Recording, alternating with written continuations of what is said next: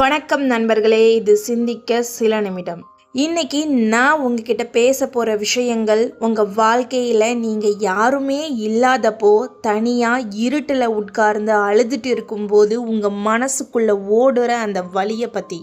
உங்ககிட்ட ஒரு கேள்வி, நீங்கள் இன்னும் யாரோ ஒருத்தர் மாறுவாங்க அப்படின்னு காத்துட்டு இருக்கீங்களா? ஒரு மெசேஜ் வரும், ஒரு மன்னிப்பு கேட்பாங்க, ஒரு நாள் நம்ம மதிப்பு புரிஞ்சுப்பாங்க. இப்படி மற்றவங்களுக்காக காத்திருக்கிற வாழ்க்கையை தான் நீங்கள் வாழ போறீங்களா? ராத்திரி 2 மணி, சுத்தி இருக்கிற உலகம் எல்லாம் தூங்கிக்கிட்டு இருக்கு. ஆனா நீங்க மட்டும் அந்த ஃபோன் வெளிச்சத்தை வெறிச்சு பார்த்துக்கிட்டு இப்போ கால் வருமா, இப்போ மெசேஜ் வருமானு மனசுல 1000 எதிர்பார்ப்புகளை வச்சுட்டு இருக்கீங்களா? ஒரு சின்ன நோட்டிஃபிகேஷன் சவுண்ட் வந்தா போதும் உங்க இதயம் 100 கிலோமீட்டர் வேகத்துல துடிக்குது.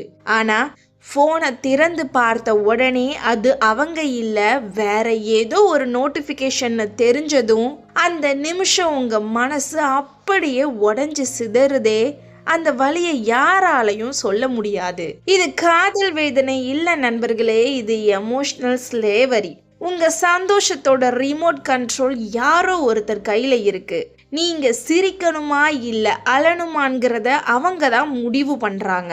இந்த மாதிரியான வாழ்க்கையே இல்ல, இது ஒரு மெதுவான மரணம். உங்களை மதிக்காதவங்க, உங்களை ஒரு பொருட்டா கூட மதிக்காம தூக்கி எரிஞ்சவங்க, அவங்க உங்களை தேடி வரணும்னு ஆசைப்படுறீங்களா? அப்போ இந்த வீடியோவை ஒரு செகண்ட் கூட ஸ்கிப் பண்ணாம கடைசி வரைக்கும் பாருங்க. இந்த வீடியோ முடியும் போது நீங்க ஒரு புது மனிதனா மாறி இருப்பீங்க. உங்க கண்ணீருக்கு ஒரு மதிப்பு வரும். உங்க வாழ்க்கை உங்க கட்டுப்பாட்டுக்குள்ள வரும். வீடியோக்குள்ளே போகிறதுக்கு முன்னாடி நீங்கள் நம்மளுடைய சேனலுக்கு புதுசு அப்படின்னா நம்ம சேனலை சப்ஸ்கிரைப் பண்ணிவிட்டு வீடியோவுக்கு லைக் பண்ணிவிட்டு அப்படியே ஹைப்புங்கிற ஆப்ஷனையும் கிளிக் பண்ணி விடுங்க.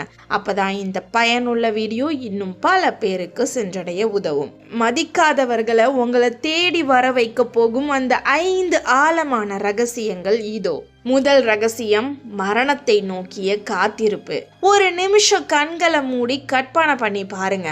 ஒரு பழைய பஸ் ஸ்டாப், சுத்தி யாருமே இல்ல, மரங்களோட நிழல் மட்டும் அப்படியே இருண்டு கிடக்கு. நீங்க அந்த பஸ் ஸ்டாப்ல தனியா உட்கார்ந்துட்டு இருக்கீங்க. இன்னும் கொஞ்ச நேரத்துல பஸ் வரும்னு ஒரு நம்பிக்கை. நேரம் போகுது, இரவு ஆகுது, இருட்டு உங்களை சுத்தி கவ்வுது. ஆனா பஸ் இன்னும் வரல. அடுத்த நாள் திரும்பவும் அங்கேயே வரீங்க. வெயில் உங்களை சுட்டரிக்குது, தாகத்துல நாக்கு வரலுது, உடம்பு நடுங்குது. ஆனாலும் நீங்க அந்த பஸ் ஸ்டாண்டை விட்டு நகர மாட்டேங்கிறீங்க. ஏன் தெரியுமா? முன்னாடி இதே பஸ் இந்த நேரத்துக்கு வந்து எனக்கு கம்ஃபர்ட் கொடுத்துருக்கு, அதனால கண்டிப்பா வரும்னு காத்துட்டு இருக்கீங்க. அப்போ அந்த வழியா போற ஒருத்தர் உங்ககிட்ட வந்து, தம்பி, இந்த வழியில பஸ்ஸை நிறுத்தி 10 வருஷம் ஆகுதுன்னு சொன்னா உங்க மனசு எப்படி இருக்கும்? அந்த ஒரு நிமிஷம் நீங்க வீணாக்கின காலத்தை நினைச்சு, இழந்த நிமிடங்களை நினைச்சு உங்க கண்ணுல இருந்து ரத்தமே வரும். உண்மை என்ன தெரியுமா? இன்னைக்கு நம்ம வாழ்க்கையிலையும் பல பேர் இதைத்தான் பண்றாங்க. மாறாத உறவுக்காக, மதிப்பு தராத இடத்துக்காக, திரும்பி வராத காதலுக்காக காத்துக்கிட்டே இருக்காங்க. ஒரு நாள் அவ புரிஞ்சுப்பா, ஒரு நாள் அவன் மாறுவான். இந்த ஒரு நம்பிக்கையில உங்க வாழ்க்கை மெதுவா நழுவிக்கிட்டே இருக்கு. இப்போ ஒரு ரகசியம் சொல்றேன். நீங்க அந்த பஸ் ஸ்டாப்ல உட்கார்ந்துட்டு இருக்கிற வரைக்கும் அவங்களுக்கு ஒரு தைரியம் இருக்கும். இவன் எங்க போயிட போறான், இங்க தானே எனக்காக காத்துட்டு இருப்பான்னு. அவங்களுக்கு உங்க மேல இருக்கிற பயம் போயிடும். ஆனா ஒரு நாள் அந்த பேருந்து வர்றப்போ நீங்க அந்த இடத்துல இல்லாம உங்க பாதையில நீங்க போயிட்டே இருந்தீங்கன்னா அப்போதான் அவங்களுக்கு உங்க இழப்பு புரியும். நீங்க கிடைக்காத ஒரு பொருளா மாறும்போதுதான் மதிக்காதவங்க உங்களை தேடி ஓடி வருவாங்க. சில மனிதர்கள் நம்ம வாழ்க்கைக்கு வர்றது நம்ம கூட வாழ்றதுக்காக இல்லை, நம்ம மதிப்பு என்னன்னு நமக்கு கத்து கொடுக்கறதுக்காக மட்டும்தான். வராத பஸ்ஸுக்காக காத்துட்டு இருக்கிறதுக்கு பதிலா நடக்க ஆரம்பிங்க. உங்களுக்கான புது உலகம் அங்க காத்துக்கிட்டு இருக்கு. இரண்டாவது ரகசியம், ஓட்டையான பானையின் வலி. ஒரு ஊர்ல ஒரு சின்ன பையன், அவங்க ஊர்ல தண்ணிக்கு ரொம்ப பஞ்சம். அவன் ரொம்ப தூரம் நடந்து போய் ஒரு ஊற்றுல இருந்து ஒரு பானை நிறைய தண்ணிய கொண்டு வர்றான். வர்ற வழியில அவன்கிட்ட கேக்குறவங்க எல்லாருக்கும் ஐயோ பாவம்னு வாரி வாரி தண்ணிய கொடுக்கறான். அவனுக்கு தாகம் எடுத்தப்ப கூட அவன் குடிக்கல. கடைசியில வீட்டுக்கு வந்து பார்த்தா பானையில 2 சொம்பு தண்ணி தான் இருக்கு. அவனுக்கும் அவங்க அம்மாவுக்கும் அது பத்தல. நம்ம வாழ்க்கையில பல பேர் இந்த பையன் மாதிரி தான். நம்ம மனசுக்குள்ள நிம்மதி இல்லை, சந்தோஷம் இல்லை. ஆனா மற்றவங்க சந்தோஷத்துக்காக நம்ம வாழ்க்கையே தார வாத்துட்டு இருக்கோம். நான் அதிகமா அன்பு கொடுத்தா அவன் மாறுவான், நான் எல்லாத்தையும் சாக்ரிஃபைஸ் பண்ணா அவ என்ன மதிக்க ஆரம்பிப்பா. இது சுத்த பொய் நண்பர்களே. நீங்க உங்களை மதிக்காத வரைக்கும் யாரும் உங்களை மதிக்க மாட்டாங்க. முதல்ல உங்க பானையை நிரப்புங்க. உங்க சந்தோஷத்தை நீங்களே தேடிக்கோங்க. உங்களுக்கு பிடிச்ச ஒரு சின்ன விஷயத்த செய்யுங்க. உங்களுக்கு காயம் தர்ற ஒரு இடத்துல வேண்டாம்னு சொல்ல கத்துக்கோங்க. நீங்க எல்லாருக்கும் வாரி வாரி அன்பை கொடுக்கும் போது உங்க மதிப்பு ஒரு மலிவான பொருளா மாறிடுது. யாருமே ஒரு மலிவான பொருளை மதிக்க மாட்டாங்க. அந்த பையன் தண்ணிய தனக்காக சேமிச்சிருந்தா மற்றவங்க அவன்கிட்ட வந்து கெஞ்சிருப்பாங்க. நீங்க உங்களை மதிக்க ஆரம்பிக்கும் போது நீங்க ஒரு ஹை வேல்யூ பர்சனா மாறுவீங்க. அப்போ மதிக்காதவங்களுக்கு உங்க மேல ஒரு ஆச்சரியம் வரும். அந்த ஆச்சரியம்தான் அவங்கள உங்களை தேடி வர வைக்கும். 3வது ரகசியம், கண்ணாடியாக இருக்காதீர்கள், சூரியனாக மாறுங்கள். ஒரு இருட்டான அறையை கற்பனை பண்ணுங்க. அங்க ஒரு அழகான கண்ணாடி இருக்கு. ஆனா அந்த அறையில லைட் இல்லை. இப்போ அந்த கண்ணாடி எப்படி இருக்கும்? அதுவும் இருட்டாதான் இருக்கும். ஏன்னா கண்ணாடிக்குன்னு சொந்தமா வெளிச்சம் கிடையாது. யாராவது லைட் அடிச்சா மட்டும்தான் அது ஜொலிக்கும். நம்ம வாழ்க்கையில பல பேர் இந்த கண்ணாடி மாதிரி தான் வாழ்றாங்க. யாராவது ஒரு மெசேஜ் பண்ணா ஜொலிப்பீங்க, யாராவது இக்னோர் பண்ணிட்டா அப்படியே இருண்டு போயிடுவீங்க. யாராவது உங்களை புகழ்ந்தா கான்ஃபிடென்ட் ஆவீங்க, யாராவது இக்னோர் பண்ணா உங்களையே சந்தேகப்பட ஆரம்பிப்பீங்க. இப்படி இருந்தா உங்க வாழ்க்கையோட ரிமோட் கண்ட்ரோல் அடுத்தவங்க கையில தான் இருக்கும். இப்போ சூரியனை நினைச்சு பாருங்க. சூரியன் பிரகாசிக்க யாரோட உதவியாவது வேணுமா? யாராவது வந்து டார்ச் லைட் அடிக்கணுமா?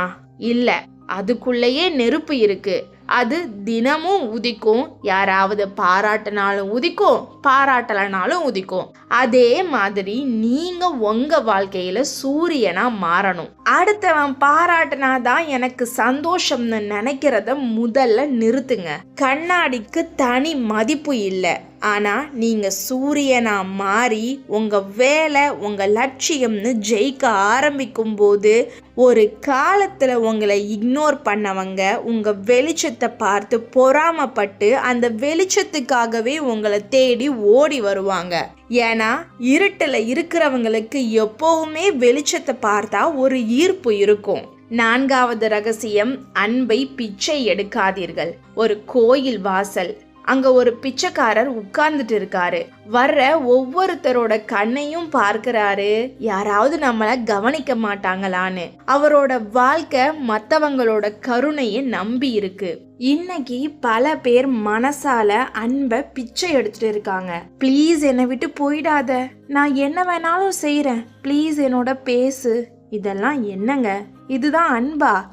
இல்ல, இது பயம். தனிமையை பார்த்த பயம். நீங்க கெஞ்சி வாங்குற எந்த விஷயமும் நிலைக்காது. இப்ப ஒரு ராஜாவை நினைச்சு பாருங்க. ராஜா யார்கிட்டயாவது போய் என்ன மதிங்கன்னு கெஞ்சுவாரா? மாட்டாரு. ஏன்னா அவரோட நடை, அவரோட கம்பீரம், அவரோட ராஜ்யம் இதுதான் அவருக்கான மரியாதையை தேடி தருது.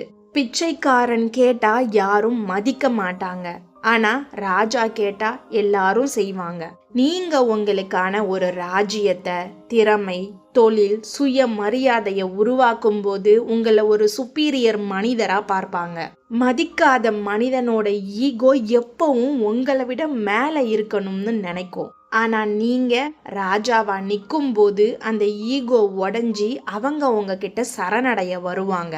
5வது ரகசியம், உங்கள் தோட்டத்தை நீங்களே உருவாக்குங்கள். ஒரு காலி நிலம் வெறும் முள்ளும் புதருமாயிருக்கு. எல்லாரும் அந்த நிலத்தை வேஸ்ட்டு, இதில் எதுவுமே வளராதுன்னு சொல்லிட்டு போகிறாங்க. ஆனால் ஒருத்தர் மட்டும் அந்த நிலத்தை உழுது விதை போட்டு தண்ணி ஊற்றி ஒரு அழகான பூந்தோட்டமாக மாத்துறாரு. இப்போ அந்த தோட்டத்தை தேடி பட்டாம்பூச்சிகளும் பறவைகளும் தானாக வருது. அந்த பறவைகள் கிட்ட போய் இவரு என் தோட்டத்துக்கு வாங்கன்னு கூப்பிடல, இவரு தோட்டத்தை அழகாக்குனாரு, அவங்க தேடி வந்தாங்க. இன்னைக்கு உங்க வாழ்க்கை தரிசு நிலம் மாதிரி இருக்கலாம். முதல்ல உங்க வாழ்க்கைக்கு ஒரு வேலி போடுங்க. அந்த வேலிக்கு பேரு தான் செல்ஃப் ரெஸ்பெக்ட். உங்களை வேதனைப்படுத்துறவங்கள அந்த வேலிக்கு வெளியவே நிறுத்துங்க. அப்புறம் நல்ல பழக்கங்கள், நல்ல புத்தகங்கள், உடற்பயிற்சி இதெல்லாம் விதைகளா உங்களுக்குள்ள போடுங்க. மதிக்காதவங்க உங்களை ஒரு காய்ஞ்ச நிலம்னு நினச்சிட்டு இருக்காங்க. ஆனால் நீங்கள் அழகா பூத்து நின்னீங்கன்னா, அடடா நாம் மிஸ் பண்ணிட்டோமேன்னு அந்த பறவைகள் திரும்ப உங்கள் தோட்டத்துக்கே வரும். ஆனால் அன்னைக்கு அவங்கள உள்ள விடலாமா வேண்டாமான்னு தீர்மானிக்கிற அந்த பவர் உங்ககிட்ட இருக்கும். அதுதான் உண்மையான சுதந்திரம். இப்போ ஒரு நிமிஷம் அமைதியாக உங்கள் கண்களை மூடிக்கோங்க உறவுகளே. யாருக்காக நீங்க அதிகமா அழுதீங்க? யாருக்காக உங்க சுயமரியாதையை அடகு வச்சீங்க? நான் ஒரு உண்மையை சொல்லட்டுமா? நீங்க பலவீனமானவங்க கிடையாது, நீங்க ரொம்ப ரொம்ப வலிமையானவங்க. ஏன்னா அன்பு கொடுத்தவங்க தான் அதிகமா காயப்படுவாங்க, நம்பிக்கை வச்சவங்க தான் அதிகமா உடைஞ்சு போவாங்க. ஆனால் அதே மக்கள் தான் திரும்பவும் எழுந்து நிற்கும் போது உலகமே அண்ணாந்து பார்க்கும். நாளைக்கு காலையில் நீங்கள் கண்ணாடியில் பார்க்கும்போது ஒரு சாதாரண மனுஷனாக பார்க்காதீங்க. எத்தனையோ துரோகங்கள், எத்தனையோ அவமானங்கள், எத்தனையோ ஏமாற்றங்கள், இதையெல்லாம் தாண்டி இன்னைக்கும் தைரியமாக நின்றுட்டு இருக்கிற ஒரு சிங்கத்தை பாருங்க. அந்த கண்ணாடி கிட்ட சொல்லுங்க, இத்தனை நாளாக உன்னை நான் கவனிக்கலை, அதுக்காக என்னை மன்னிச்சிடு. இனி நான் உனக்காகத்தான் வாழ போகிறேன். உன்னை யாராவது காயப்படுத்தினா இனி நான் சும்மா இருக்க மாட்டேன்னு உங்களுக்கு நீங்களே சத்தியம் பண்ணிக்கோங்க. நீங்கள் உங்களை நேசிக்க ஆரம்பிக்கிற அந்த நிமிஷம் உங்கள் வாழ்க்கை மாற ஆரம்பிக்கும். உங்களை மதிக்காதவங்க உங்களை தேடி வரணும்னா நீங்கள் முதல்ல உங்களை மதிக்கணும். இந்த வீடியோ உங்கள் மனசுக்குள்ள ஒரு மருந்தாக இருந்திருக்கும்னு நான் நம்புகிறேன். இந்த வீடியோ யாருக்கு தேவைப்படும்னு நீங்கள் நினைக்கிறீங்களோ அவங்களுக்கு இதை தயவு செஞ்சு ஷேர் பண்ணுங்கள். நீங்கள் எப்போ அதிகமாக காயப்பட்டீங்க, அதிலிருந்து எப்படி மீண்டு வந்தீங்கன்னு கமெண்ட்டில் சொல்லுங்கள். உங்களுக்கு கமெண்ட் பண்ண தயக்கமாக இருந்தால் ஒரு ரெட் ஹார்ட்டாவது கமெண்ட் பண்ணுங்கள். மறக்காமல் நம்ம சிந்திக்க சில நிமிடம் சேனலை சப்ஸ்கிரைப் பண்ணி அந்த பெல் ஐக்கானையும் கிளிக் பண்ணிக்கோங்க. அடுத்த ஒரு பவர்ஃபுல் வீடியோவில் சந்திக்கிறேன். அதுவரை சிந்திப்போம், செயல்படுவோம். நன்றி.